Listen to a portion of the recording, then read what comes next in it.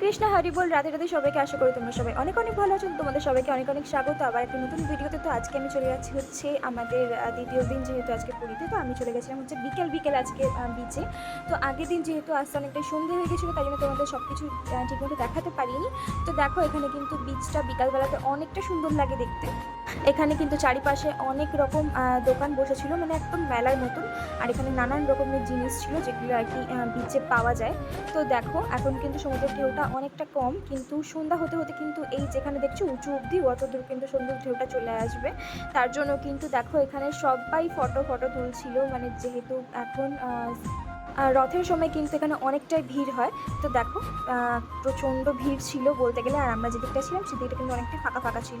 তো চলো, হয়ে গেছিলো সন্ধ্যা, আর চলো এখন টাইম হচ্ছে একটুখানি পেট পুজো করে নেওয়া। আর পেট পুজো করে চলে গেছিলাম হচ্ছে একটুখানি মার্কেটের দিকে। আর দেখো এখানে ভোলেনাথের মূর্তিটা কতটা সুন্দর লাগছিল দেখতে।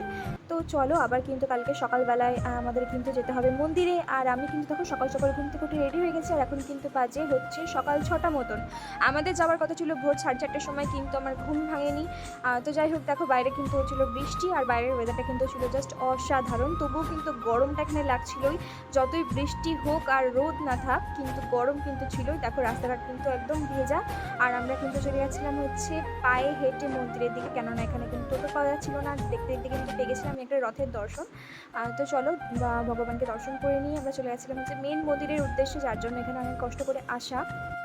তো দেখো হাঁটতে হাঁটতে কিন্তু পৌঁছে গেছি হচ্ছে মন্দিরের উদ্দেশ্যে, মানে অর্ধেক রাস্তাটা হেঁটে আসার পরে কিন্তু আমরা টোটো নিয়েছিলাম। জাস্ট টোটোটা 5 মিনিট আমাদের একটুখানি চড়িয়েছিল, একদম নিয়ে নিয়েছিল হচ্ছে ভাড়া 300 টাকা। মানে জাস্ট এখানে আমাদেরকে পুরো লুট ছিল। আমি তো ভাবছিলাম আমরা কি ফরেনার টরেনার নাকি, পুরো আমাদের লুটে নিচ্ছে এরা। কিছু বলার নেই, কিছু বলার নেই, কিছু বলার নেই।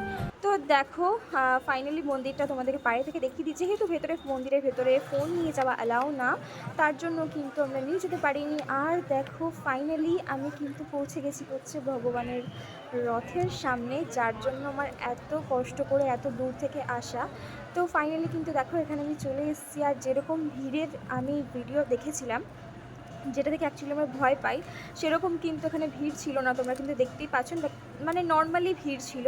আগের দিন হয়তো ভিড় ছিল, এখানে অনেক চটি ফটি আমি দেখছি পড়ে আছে, মানে তবু এখানে অনেকটাই রোদ ছিল। আর দেখো এখন কিন্তু বৃষ্টি হচ্ছে না, এখন কিন্তু রোদই উঠে গেছে, সূর্যদেব কিন্তু উঠে গেছেন। আর দেখো এখানে কিন্তু জল ছেটানো হচ্ছিল সবার মাথার উপর, কেননা অনেকটাই গরম ছিল, মানে সাংঘাতিক গরম ছিল। আর আমি কিন্তু সামনে থেকে ভগবানকে দেখে নিয়েছিলাম, রথে দর্শন করে নিয়েছিলাম। আমার জীবন ধন্য হয়ে গেল বলতে গেলে, আমি জাস্ট অসাধারণ। তো চলো সবাইকে জয় জগন্নাথ, হরে কৃষ্ণ, হরি বল।